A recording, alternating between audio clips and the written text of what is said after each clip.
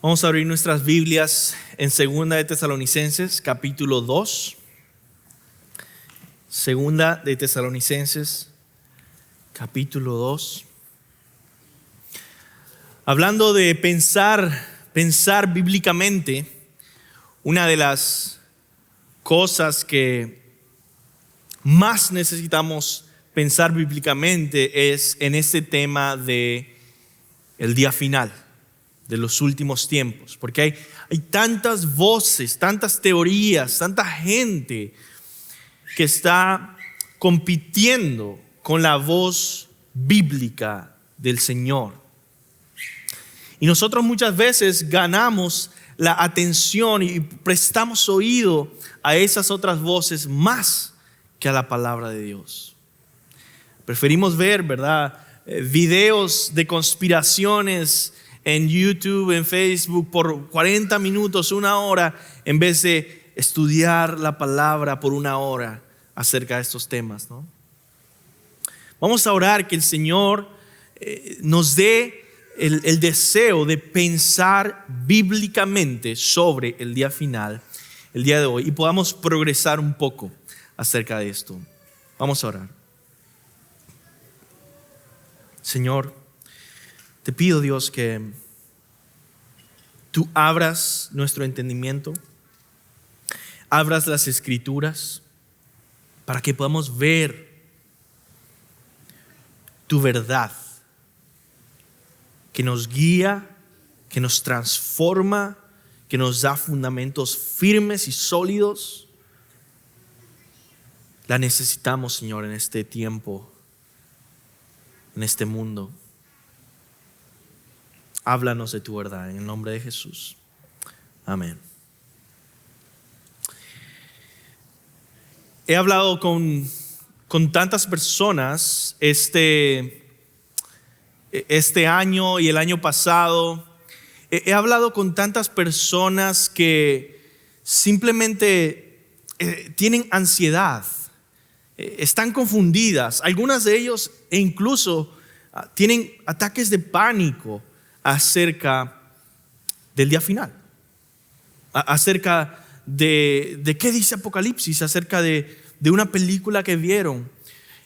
En otras palabras, este tema no es un tema teórico, es un tema que de verdad está causando gran ansiedad y pánico a mucha gente, de verdad, en la vida real.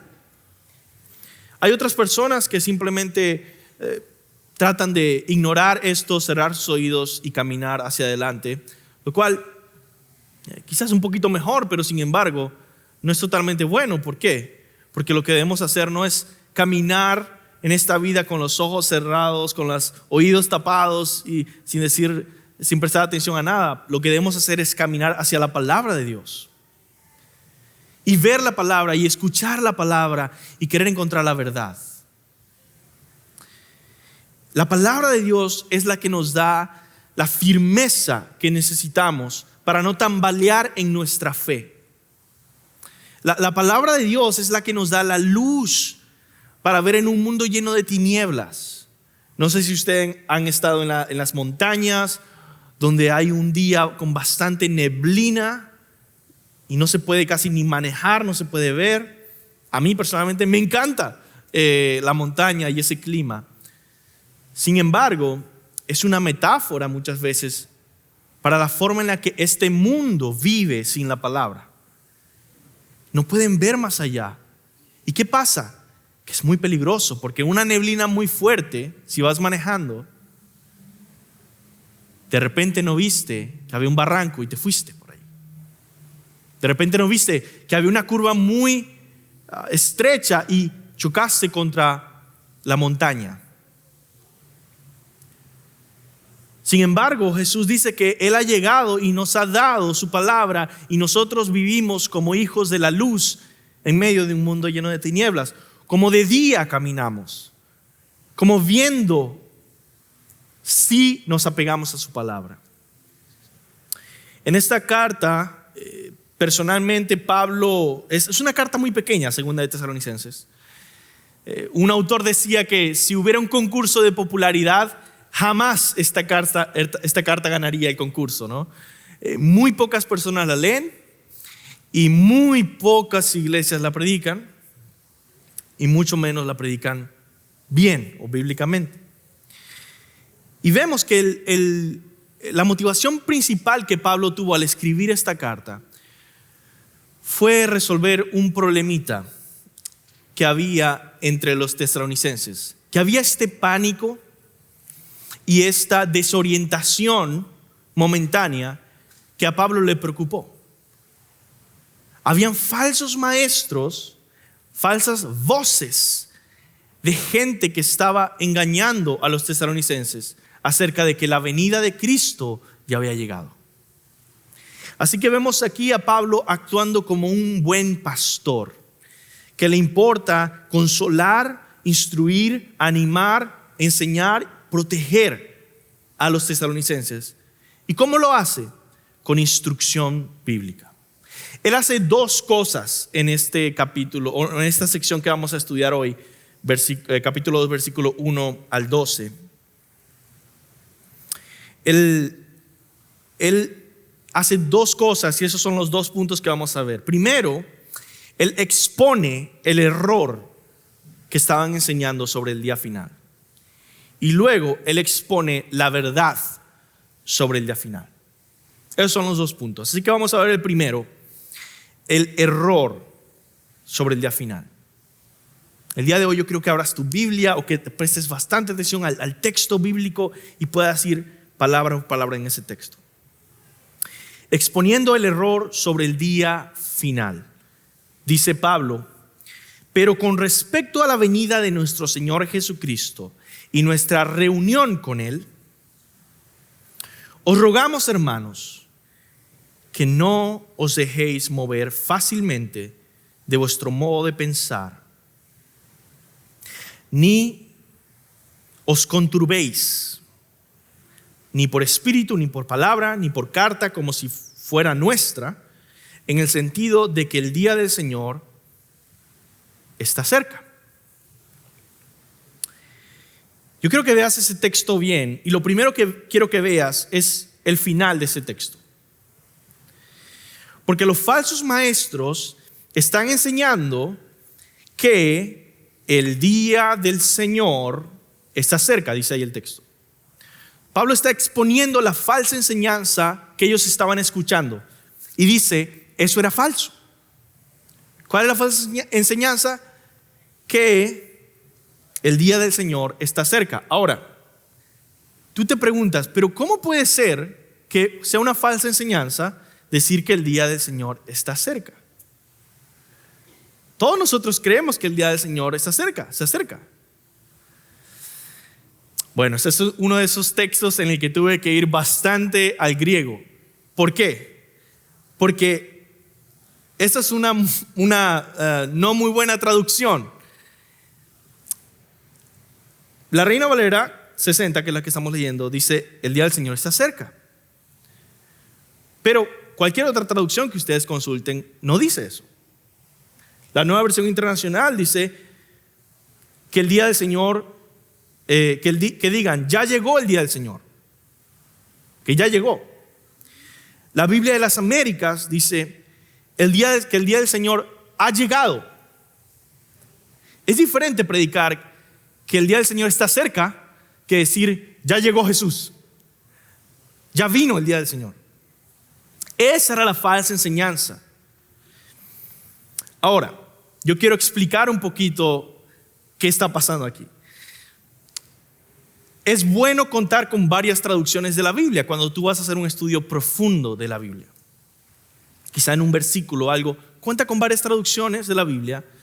¿Por qué? Porque la Biblia fue escrita originalmente no en español, sino en hebreo, arameo, el Antiguo Testamento, y el Nuevo Testamento en griego.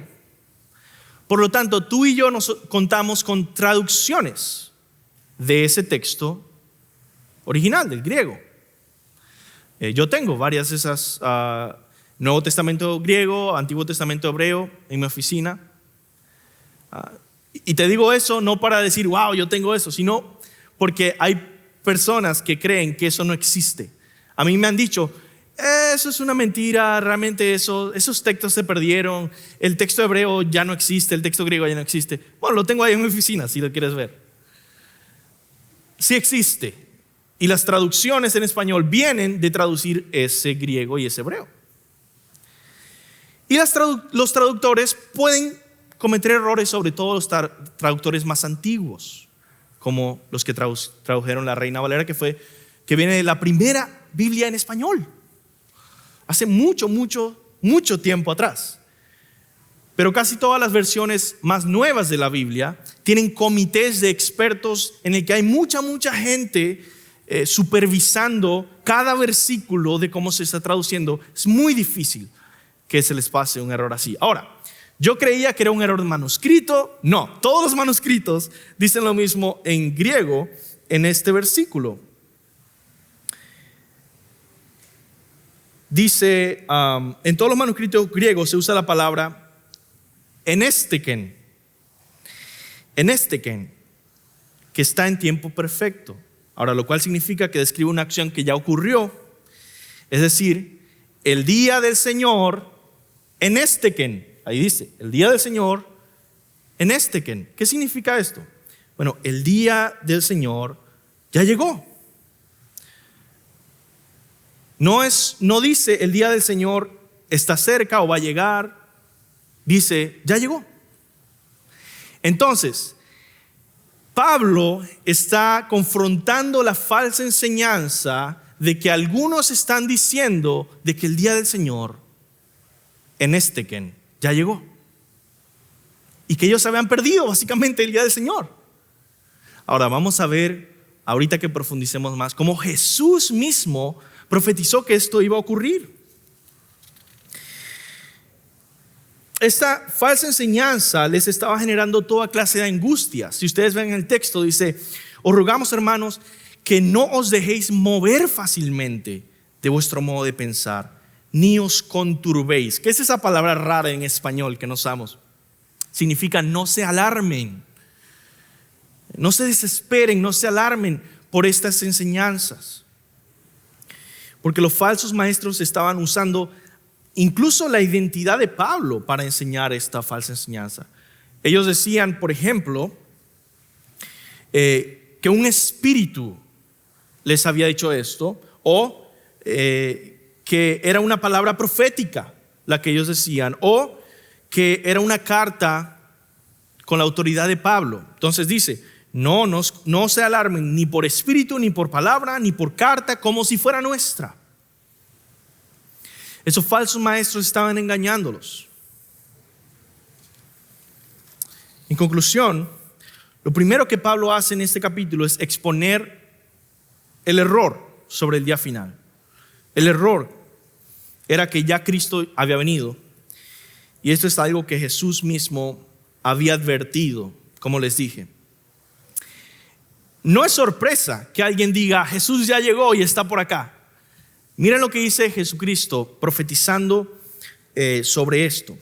Pablo, cada vez que habla, sobre todo en los tesalonicenses, en estas dos cartas, cada vez que habla de la venida del Señor, de la escatología, él está citando las enseñanzas de Jesús mismo.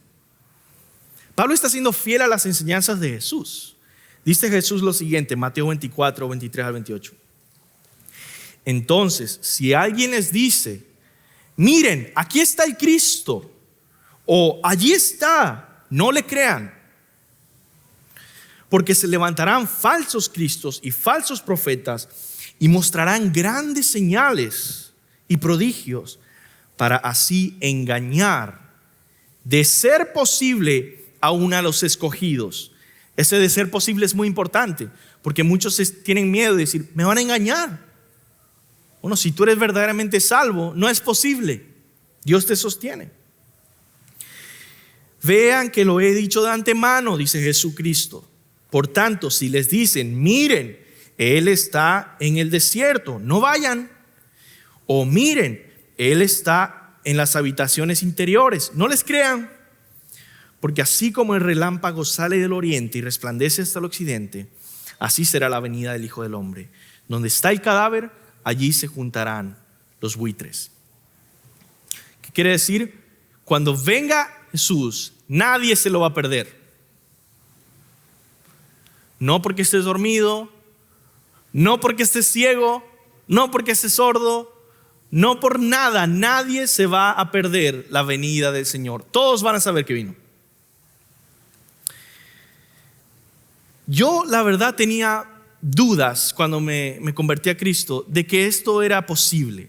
Yo decía, ¿cómo puede ser posible de que hayan falsos cristos y que la gente crea que alguien por ahí que dice, hey, yo soy Jesucristo, les crea y los siga? Esto no puede ser, la gente no es tan tonta, yo decía. Para mi sorpresa, muy temprano en mi vida cristiana, me encontré en internet con una secta en el que el fundador de esa secta decía que él era Jesucristo. Ahora, quizá tú dices, bueno, habían 10, 15 personas siguiéndolo. No. Este hombre tenía seguidores en todo el mundo. Yo decía, es que no puede ser. ¿Cómo puede ser que alguien crea que Él es Jesucristo y lo sigan? Además, este hombre cometía toda clase de pecados públicos porque él decía que el pecado ya no existía, que él ya había derrotado todo el pecado. Por lo tanto, era un alcohólico, siempre tenía muchas mujeres y la gente lo seguía por miles y miles en diferentes partes del mundo, en diferentes continentes. Y esta secta se llamaba, creo que ya no existe, ojalá, Creciendo en Gracia. Fue de gran impacto para mí, pero sin embargo dije, esto comprueba que lo que la Biblia dice es verdad. No es porque la gente sea inteligente o que la gente sea tonta. No, es que esto va más allá de lo tonto. Es satánico. Esta gente está engañada. Está realmente hechizada. No ve lo que tiene enfrente. Un hombre alcohólico, mujeriego, diciendo que yo soy Jesús y pidiendo dinero y decir, sí, Él es Jesús.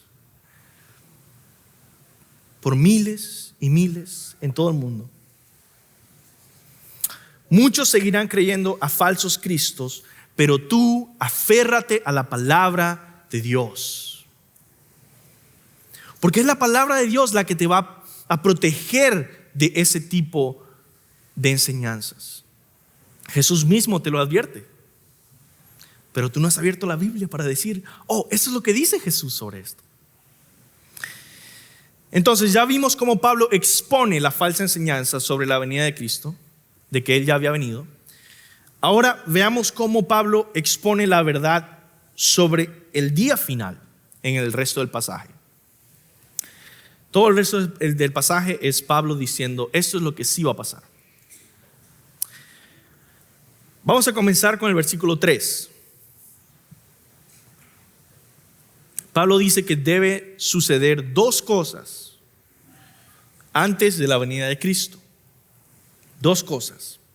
Dice, nadie os engañe en ninguna manera, porque no vendrá sin que antes venga la apostasía y se manifieste el hombre de pecado, el hijo de perdición.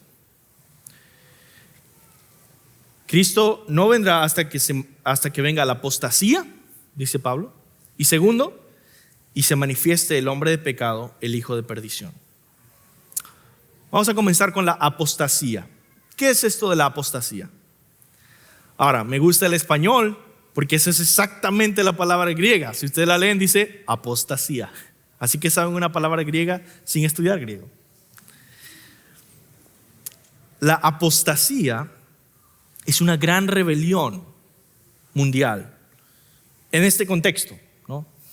La palabra apostasía se puede usar en muchos contextos diferentes. Alguien que niega la fe, alguien que rechaza a Jesucristo.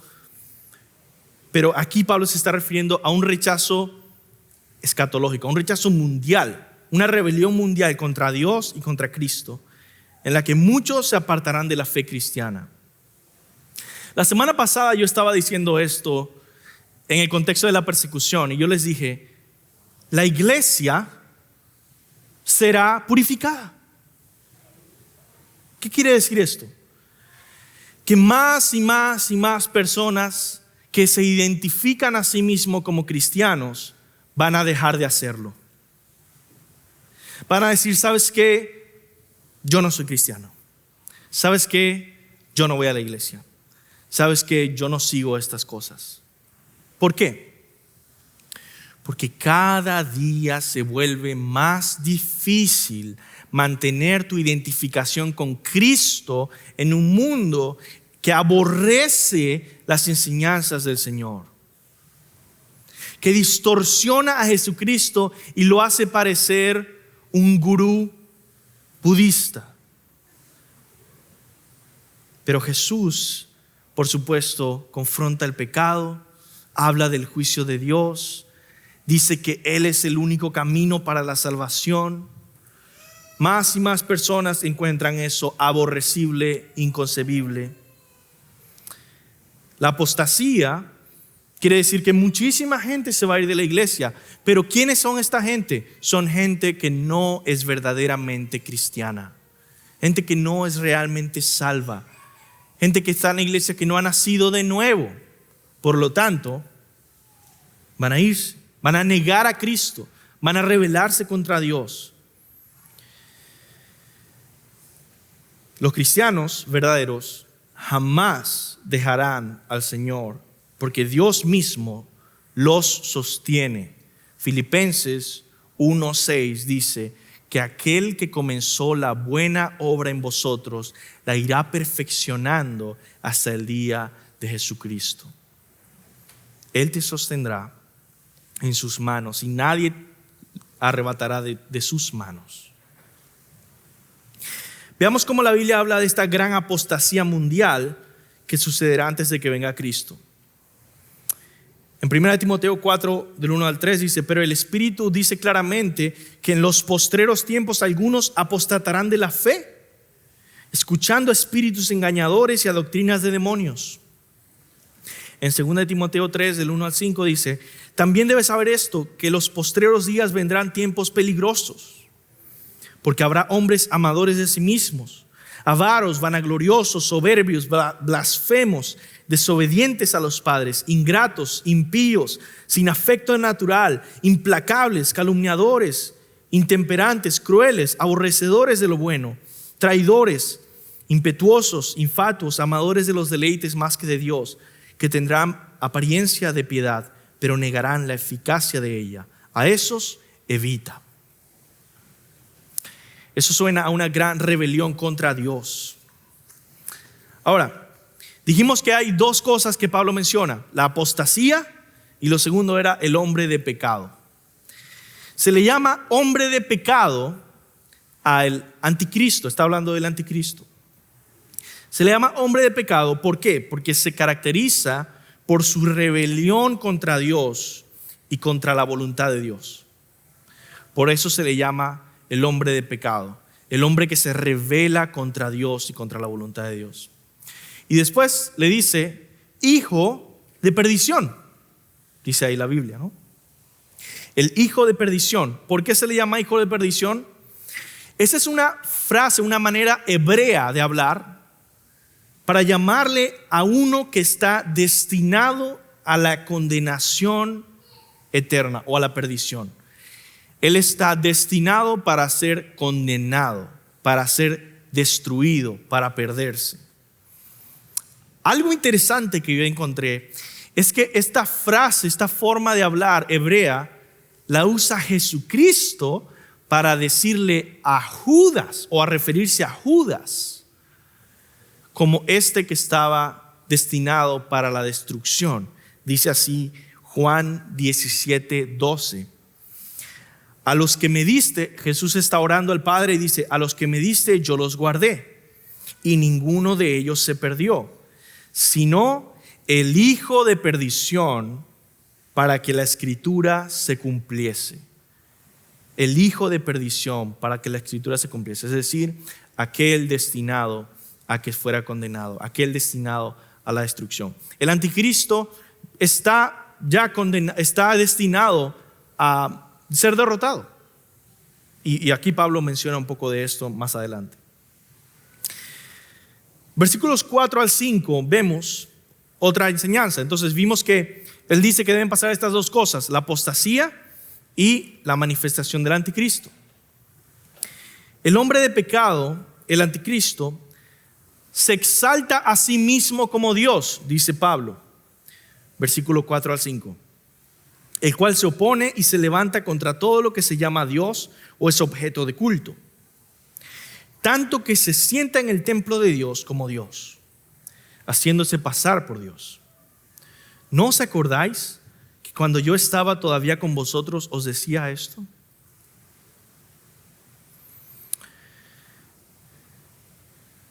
Algunos han dicho que este anticristo que se exalta a sí mismo como Dios, que es Satanás encarnado. Yo no creo eso. La Biblia jamás dice eso. Y el texto, de hecho, nos dice que hay una diferencia entre el anticristo y Satanás, porque dice que el anticristo actúa con el poder de Satanás, dice el texto más adelante. Entonces, el anticristo no es Satanás. Y otros han dicho que el anticristo realmente es un imperio, como específicamente Roma. Pero tampoco parece ser así, porque el texto nos dice que es alguien en vez de una institución, es una persona, un individuo, es un hombre. Ahora, Pablo dice que el anticristo se sienta en el templo de Dios como Dios, haciéndose pasar por Dios. La pregunta que muchos se han hecho es: ¿a cuál templo se refiere? Porque ya no existe el templo de los judíos en Jerusalén. De hecho, en ese lugar donde está el templo está una mezquita musulmana, construido ahí donde estaba el templo de Israel. Algunos han dicho que se refiere al templo de Jerusalén. Otros han dicho que se refiere al lugar donde estaba el templo de Jerusalén. Otros dicen que se refiere a la iglesia, que es el templo de Dios en la actualidad. La verdad es imposible saber a ciencia cierta la respuesta. Ahora, yo quiero que tú me escuches decir eso claramente. Cuando la Biblia no es absolutamente clara, especialmente con respecto a profecías del futuro, no te vuelvas una persona tan dogmática que terminas diciendo esto es y no hay otra forma. ¿Tú qué sabes? Algo que vemos claramente aquí en la carta es que Pablo les dice: yo ya les enseñé esto, recuerden esto. Yo ya les enseñé esto, recuerden esto. Es decir, Pablo les enseñó muchísimas cosas a ellos que no tenemos en la carta. Así que tú y yo no sabemos a ciencia cierta. Debemos tener cuidado con especular demasiado acerca de los detalles. Hay muchos que afirman de una manera fuerte que Cristo vendrá hasta que el templo de Jerusalén se haya reconstruido. Puede ser o puede ser que no. El tiempo te dirá si ese templo va a ser reconstruido o no. Sin embargo, quiero compartirles este pensamiento de un comentarista. Dice así: si es que habrá o no un templo físico en Jerusalén, aún no es previsible. Sin embargo, debemos animarnos a ser humildes con respecto a las especulaciones. Dios es fiel a sus promesas proféticas. Sin embargo, el cumplimiento real de esas promesas usualmente nos sorprende. ¿Cierto o no es cierto? Dios había prometido la venida del Mesías. Sin embargo, ¿cuántos fueron sorprendidos cuando Jesús nació en un pesebre de que este Mesías era Dios encarnado, que iba a morir en una cruz humillado, que al tercer día iba a resucitar. Es decir, Dios fue fiel a sus promesas proféticas absolutamente. ¿Fue exactamente como lo habían estudiado y predicho la gente? No. Fue una gran sorpresa la manera en que Él cumplió su promesa profética. Así nosotros estamos abiertos con humildad a decir, no sabemos a ciencia cierta si va a tener un templo físico o no, donde se va a centrar el anticristo, pero sabemos que Dios va a cumplir su promesa, el tiempo dirá. Esa humildad nos debe impulsar a ver el versículo 5 con un mejor entendimiento, porque Pablo les recuerda que Él les ha explicado estas cosas a ellos, pero no a nosotros. Dice, ¿no os acordáis que cuando yo estaba todavía con vosotros les decía todo esto? Sí, pero nosotros no. Nosotros llegamos a la Biblia teniendo solamente una parte de la conversación. Y déjeme decirte, esa fue la voluntad de Dios. Eso fue lo que Dios quiso revelarnos a toda la iglesia por todos los siglos. Seguimos adelante con el versículo 6 y 7. El hombre de pecado, el anticristo, está siendo detenido en el tiempo de Pablo, dice, versículo 6 y 7. Y ahora vosotros sabéis lo que lo detiene. Dice, hay algo que lo detiene, a fin de que a su debido tiempo se manifieste el anticristo. Pero ya está en acción el misterio de la iniquidad. ¿Ok? Misterio de la iniquidad. Solo que hay quien al presente lo detiene. Dices, hay alguien que lo detiene, hasta que él a su vez sea quitado de en medio. Muy bien, vamos a hacer 3 preguntas en este texto para entenderlo. Primero, ¿qué es esto o quién es este que detiene al anticristo, según Pablo? Bueno, primero Pablo dice que los tesalonicenses ya sabían, pero nosotros no. Ustedes ya saben lo que lo detiene. Nosotros no sabemos. Así que no podemos llegar a conclusiones dogmáticas sobre la identidad de aquel que lo detiene. Pero tenemos lo que el texto dice. Y es probablemente, algunos dicen que esto es una fuerza maligna que lo detiene. La mayoría dice que es una fuerza bondadosa. Algunos dicen que es el evangelio o la predicación de los apóstoles o la presencia de la iglesia. Otros dicen que Dios lo detiene. Ahora, esa es la parte más segura y fácil de decir, porque aunque sea la iglesia, pues Dios lo está haciendo. Aunque sea un ángel que lo detiene, Dios lo está haciendo. Detrás de todo, Dios está detrás de todo. Dios está deteniendo al anticristo. Algunos dicen que es a través del Espíritu Santo.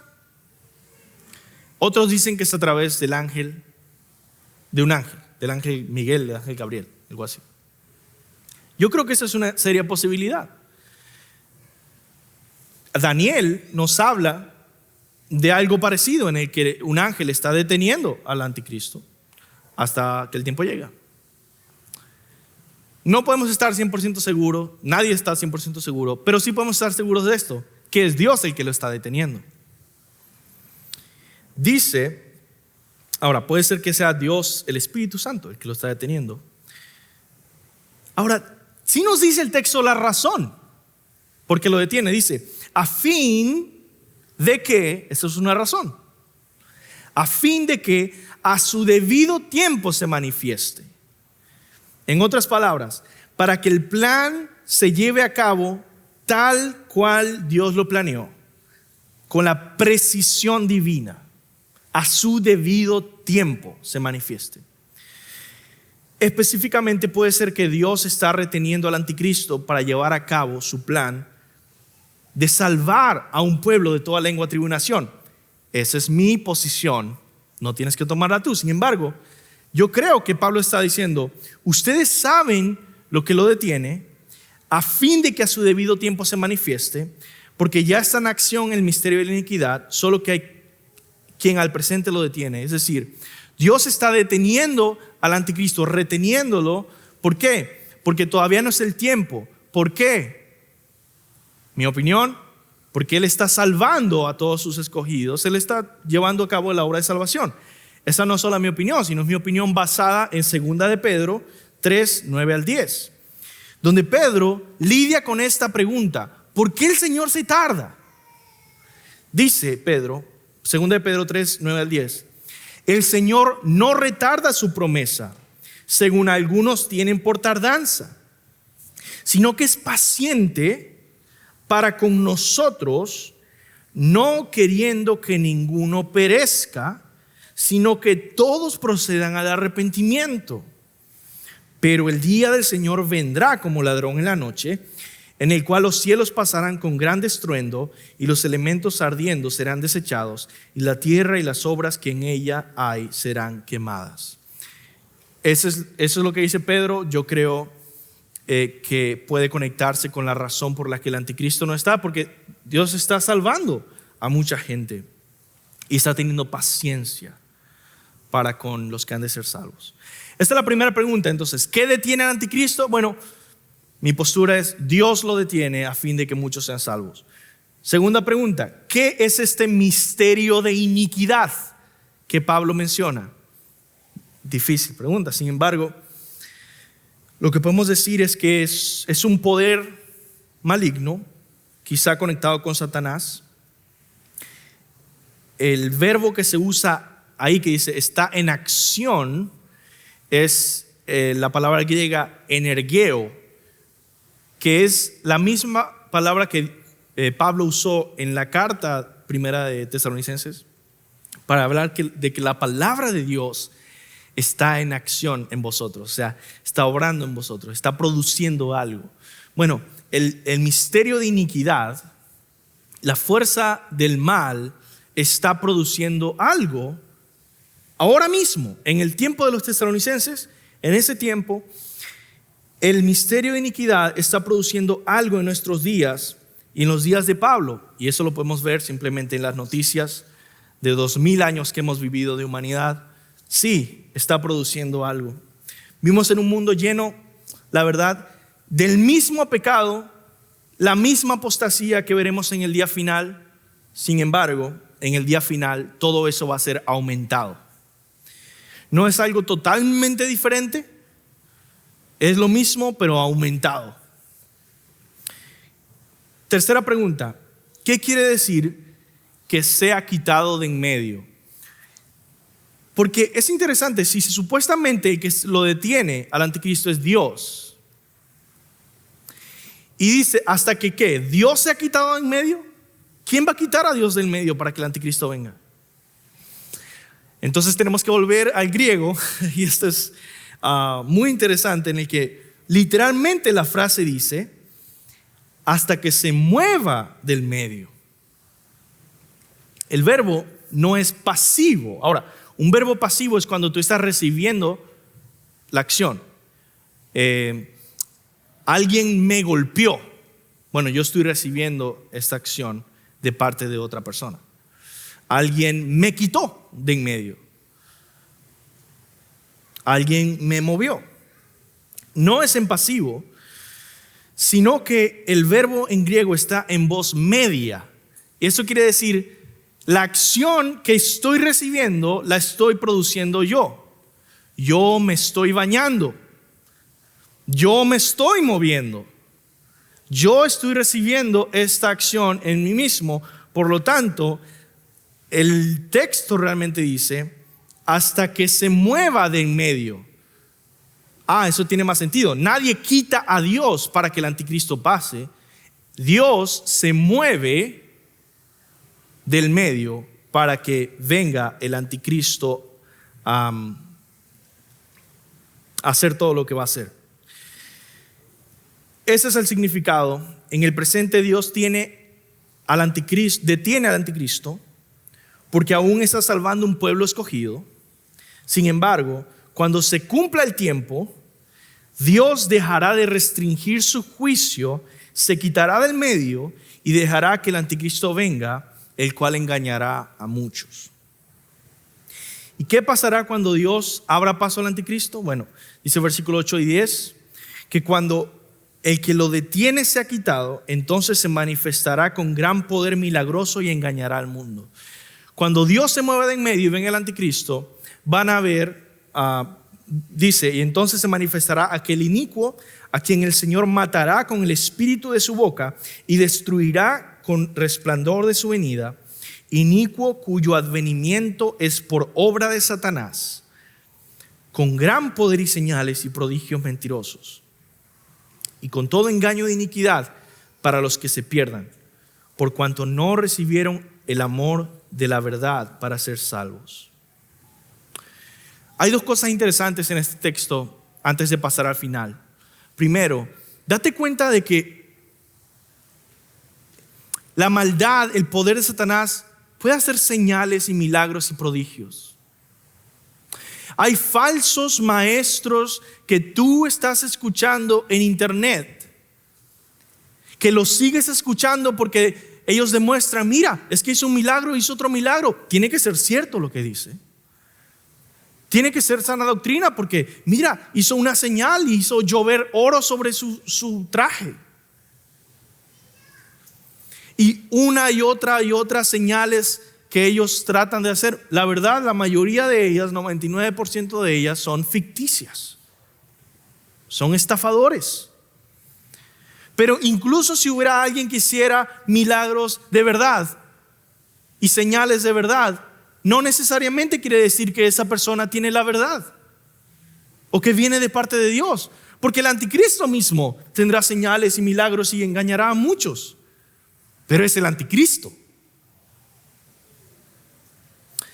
Y segundo, dice que el poder que tiene es engañar. Entonces, mucha gente tiene temor del día final porque piensa, es que mi cuerpo voy a sufrir, me va a pasar algo, Pero fíjate que dice que el poder, lo peor que va a hacer el anticristo es engañarte.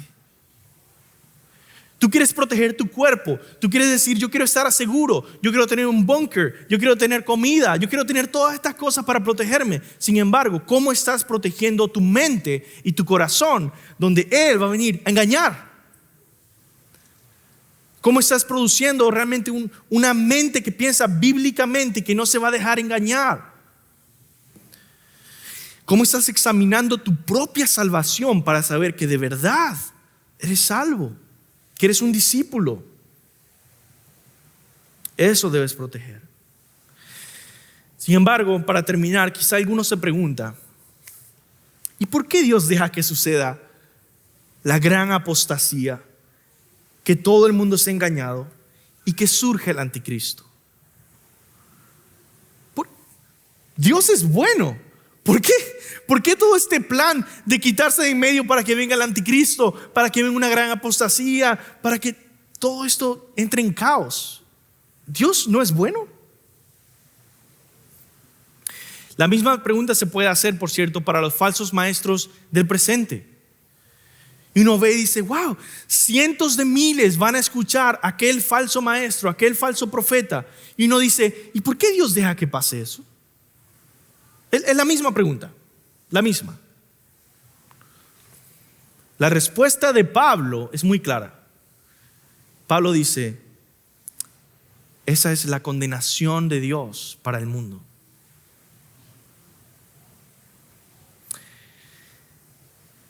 Escuché una vez a un predicador decir esto, ¿no?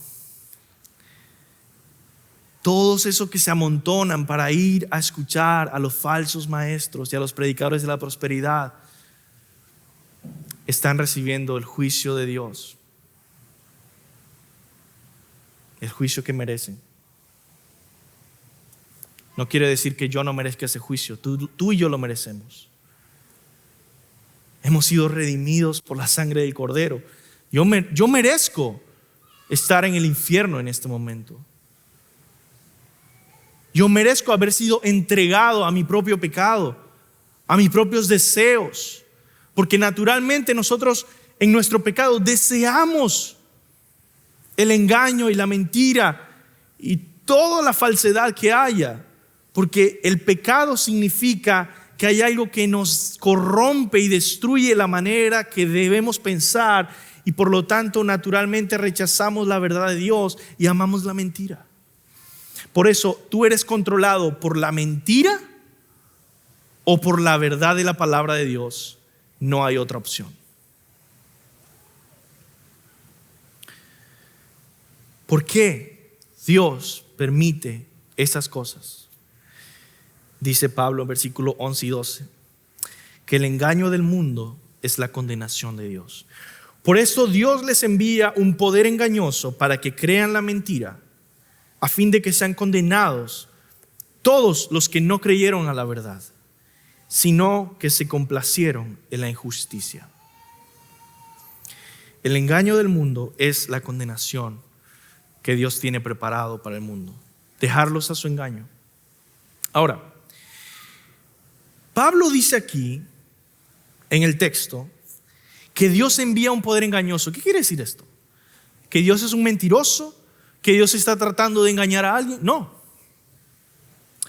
Te voy a compartir para terminar esta enseñanza muy profunda que aparece mucho en la Biblia, en el Antiguo y en el Nuevo Testamento.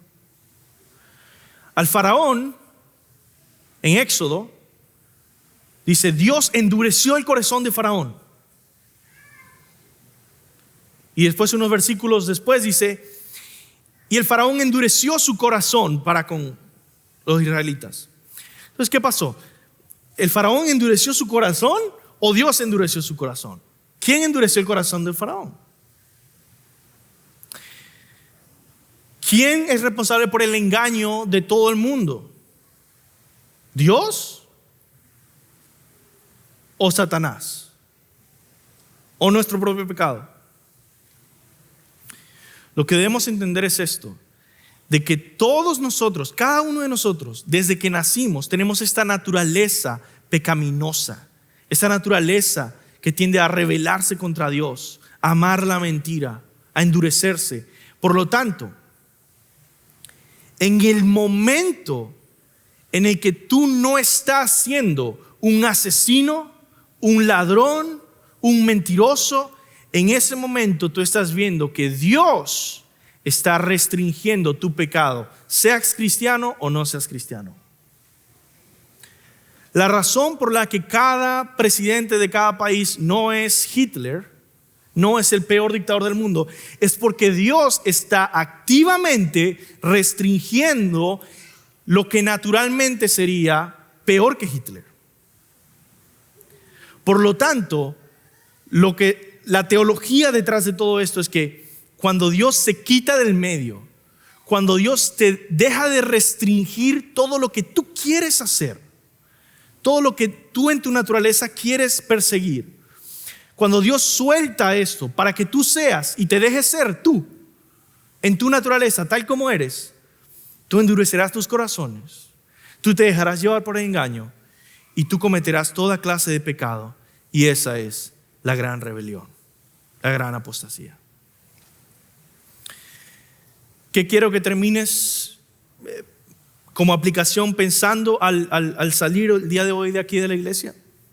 Primero, no temas a la venida del día final si tú eres cristiano. ¿Por qué no debes temer? No porque yo crea que hay un rapto. Ya expliqué eso hace unas semanas. Sino porque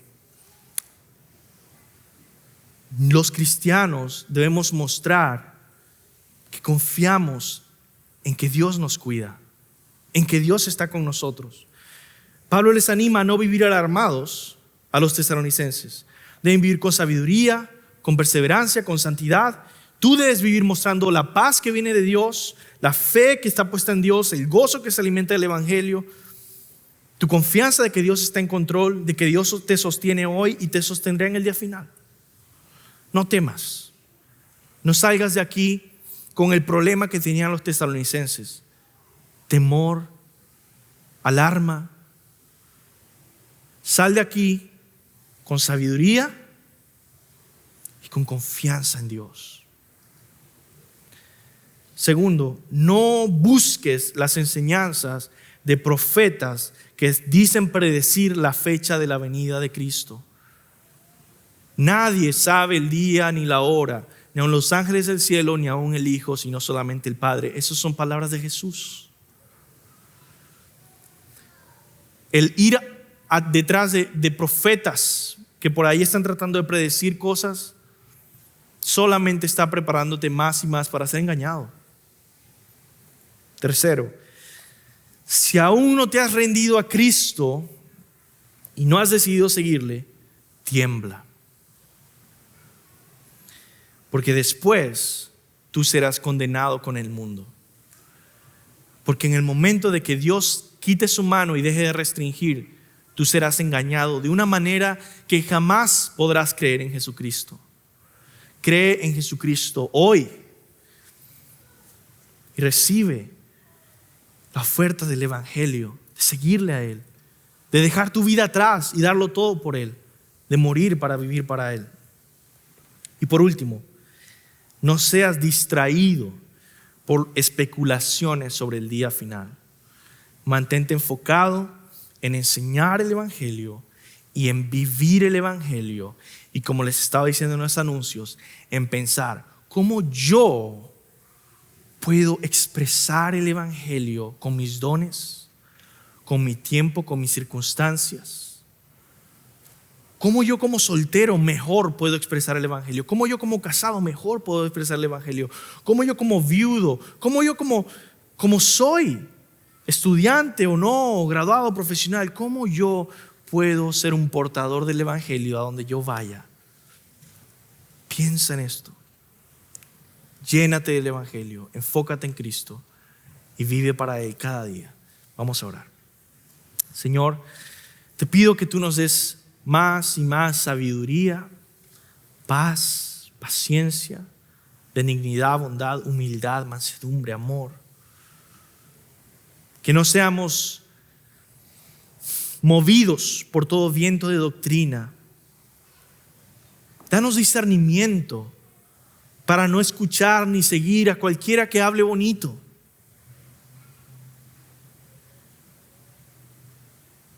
Te pido, Señor, que nos protejas del engaño y que nos animes a profundizar más y más y más en tu palabra. En el nombre de Jesús. Amén.